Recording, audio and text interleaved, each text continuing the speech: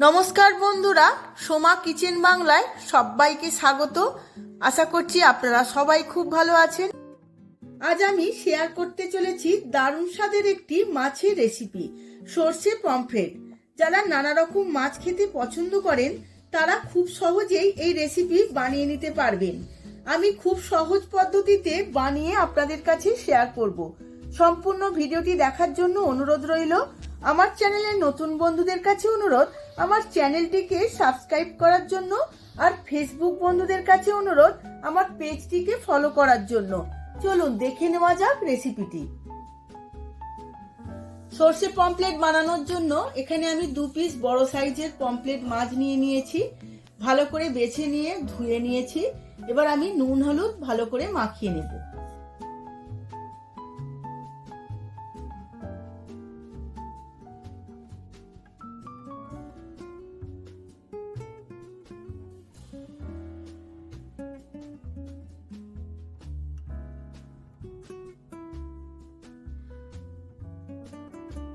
এবার আমি কড়া বসিয়ে নিয়েছি।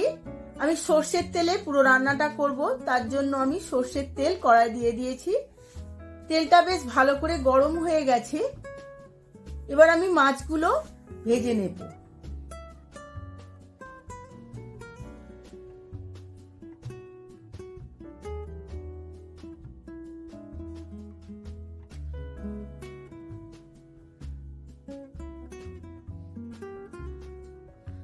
মাছটা এপিট ওপিট করে খুব ভালো করে ভেজে নিয়েছি। এবার তুলে নেব।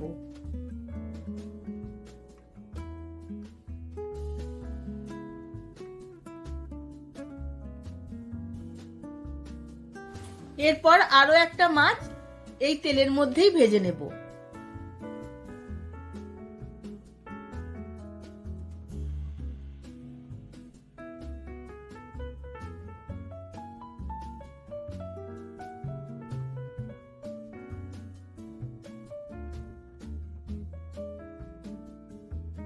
এখন একটা মিক্সিং জার নিয়ে নিয়েছি।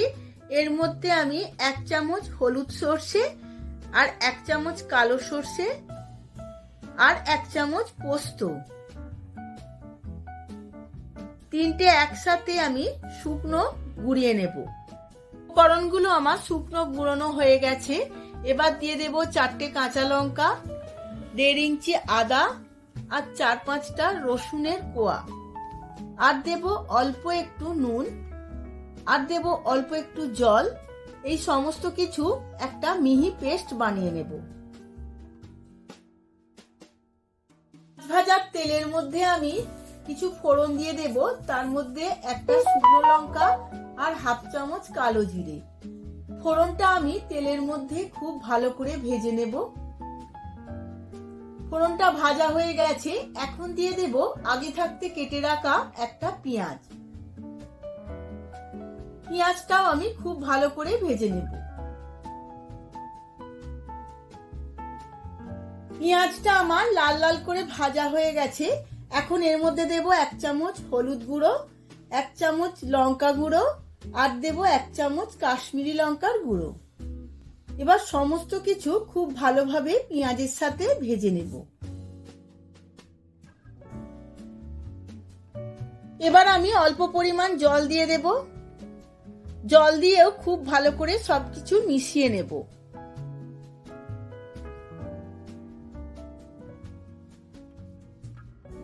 এরপর দেব স্বাদ মতো নুন।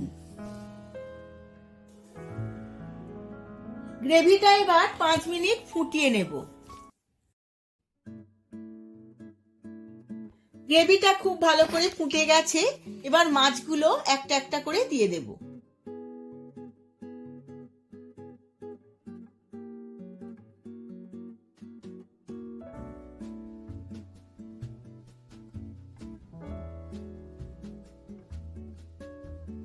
মাছগুলো দিয়ে উল্টে পাল্টে নিয়েছি।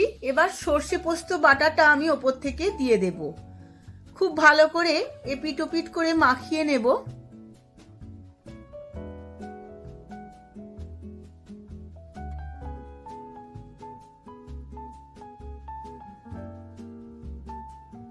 এবার চাপা দিয়ে 5 মিনিট রান্না হতে দেব।